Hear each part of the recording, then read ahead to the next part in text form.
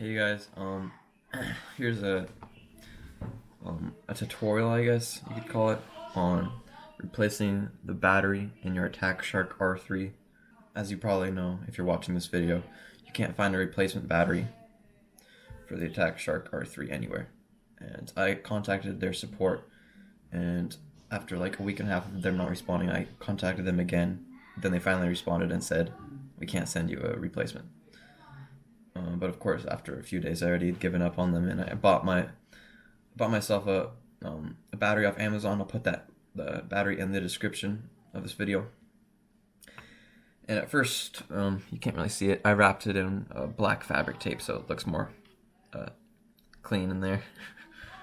But the battery wasn't working when I plugged it into the board. There was just no life in the battery, and that's because the positive and the negative wire of the battery I bought off Amazon is opposite to the positive and negative wire on the factory battery. So to switch them around, you guys can see this probably isn't going to focus. I'll probably put up a photo here. But you pull back these little plastic tabs. You pull them like out from the plug, and then you can pull out the wire simultaneously from the bottom of the plastic end. So yeah, you pull the wires out from both sides, and you make sure they don't touch, because that would probably short out the battery or make it spark or something. Maybe weld the ends together. Not sure what happens when you touch the terminals together on such a low voltage battery. But yeah, so yeah, just put the negative wire into the slot which the positive wire was in, and opposite for the positive wire. So put the positive wire into the negative slot, or which it was originally in, and then the negative into the positive slot. And then when you plug it in, it should work. It's still a really light mouse. I'm not sure how much of a weight increase it was. I'll probably pop that on the screen as well. But this is a 450 milliamp hour battery. The original one is a 230 milliamp hour battery. Yeah, if you guys want to find your own battery, I'll put the specs of the battery also on the screen. But this original battery was rated for 200 hours of constant use. I was only getting like 80 hours, or not 80 hours, like 8 hours. I was getting like 8 hours of use before the red light started flashing on the mouse. And then I'd charge it, and then it'd do the same thing over and over again. Even though it's not really swollen, I was still getting crap battery life, so I knew that something was up. But so far, I haven't even charged this new mouse yet, so I'm guessing that the problem's fixed. Going from 230 milliamp hours to 450, I should get, instead of 200 hours of continuous use, I'd get 391. So that's a long battery life, and I'm willing to give up the little extra weight for extra 200 hours of use. Dog, this man needs to clean his mouse.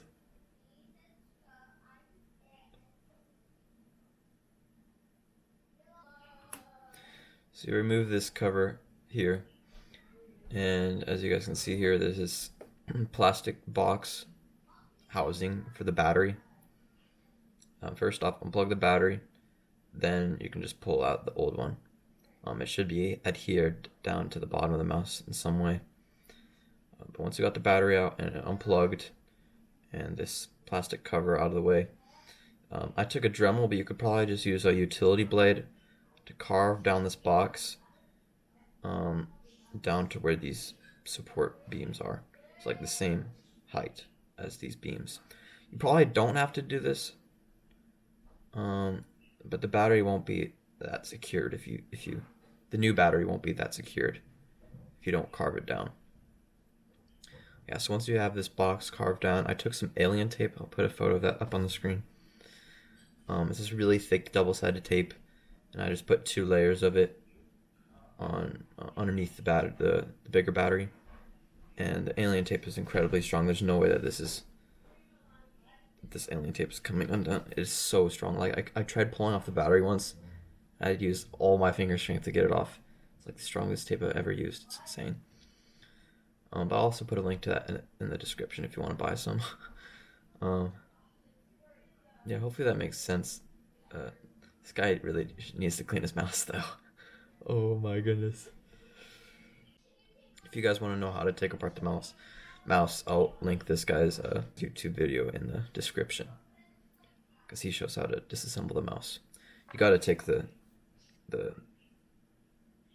got to take these gliding pads or whatever you call them off of the bottom of the mouse to get to the screws. I didn't want to do that again because I don't want to ruin the adhesive by taking it off a second time. Yep.